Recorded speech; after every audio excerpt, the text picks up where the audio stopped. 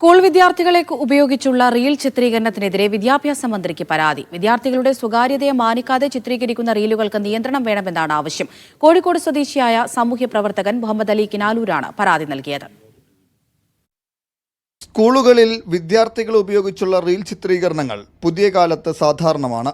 Class മുറികളിൽ നിന്ന് അധ്യാപകരും വിദ്യാർത്ഥികളും ഉൾപ്പെടുന്ന വീഡിയോ കണ്ടന്റുകളാണ് സാമൂഹ്യ മാധ്യമങ്ങളിൽ സജീവമാകുന്നത്. ഇതിനെതിരെയാണ് എഴുത്തുകാരനും സാമൂഹ്യ പ്രവർത്തകനുമായ മുഹമ്മദ് അലി കിനാലൂർ വിദ്യാഭ്യാസ മന്ത്രിക്ക് പരാതി നൽകിയത്. വിദ്യാർത്ഥികൾക്ക് അവരുടെ സ്വകാര്യതയുണ്ടെന്നും അത് വകവെച്ച് നൽകണമെന്നും അധ്യാപകരുടേത് അമിതാധികാര പ്രയോഗമാണെന്നും മുഹമ്മദ് അലി കിനാലൂർ പറയുന്നു. കുട്ടികളിൽ മൊബൈൽ അഡിക്ഷൻ ഉണ്ടാക്കുമെന്നുമാണ് ആക്ഷേപം. ഒരു ക്ലാസ് റൂമിൽ ഒരു പഠന പ്രവർത്തനത്തിന്റെ ഭാഗമായി കുട്ടികൾക്ക് എന്തെങ്കിലും ദൃശ്യങ്ങൾ കാണിച്ചു കൊടുക്കുകയോ ഏതെങ്കിലും ദൃശ്യം അവതരിപ്പിക്കുകയോ ചിത്രീകരിക്കുകയോ ചെയ്യുന്നതിനെ അല്ല എതിർക്കുന്നത്. പഠന പ്രവർത്തനങ്ങളുടെ പോലും ഭാഗമല്ലാത്ത വീഡിയോ ചിത്രീകരണം, റീൽസ് ഷൂട്ടിംഗ് നടന്നുകൊണ്ടിരിക്കുന്നുണ്ട്.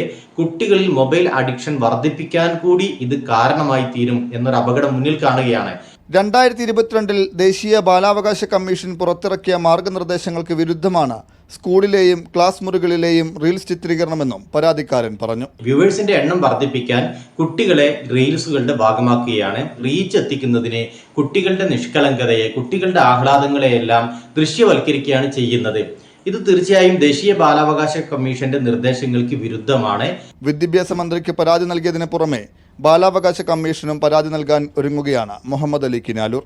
റീൽ ചിത്രീകരണത്തെ അനുകൂലിച്ചും എതിർത്തുമുള്ള ചർച്ചകളും സാമൂഹ്യ മാധ്യമങ്ങളിൽ നിറയുന്നുണ്ട്. മീഡിയ 1 കോഴിക്കോട്.